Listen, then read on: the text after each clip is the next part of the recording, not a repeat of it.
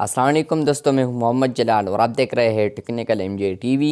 दोस्तों, आज की इस वीडियो में मैं आप लोग को ट्विटर के एक न्यू अपडेट के बारे में बताऊंगा। जी हाँ दोस्तों, ट्विटर पर एक न्यू अपडेट आया है जो कि शायद आप लोग को बहुत ज़्यादा पसंद आए और इससे आप लोग अपने अकाउंट को ग्रो कर सकते हैं। आप लोग अपने दोस्त को कोलेब्रेशन के लिए इन्वाइट कर सकते हैं। तो बात करते हैं आज की ट्विटर के एक न्यू अपडेट के बारे में। तो ट्विटर में आप लोग को फ्यूचर में एक ऐसा अपडेट देखने को मिलेगा जहां पर आप लोग ट्वीट के ज़रिए लोगों को कोलेब्रेशन के लिए इनवाइट कर सकते हैं।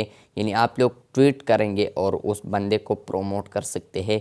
तो आप लोग पैसे भी ले सकते हैं और अगर वो आप लोग का दोस्त वगैरह है तो उसको आप लोग फ्री में प्रोमोट कर सकते हैं।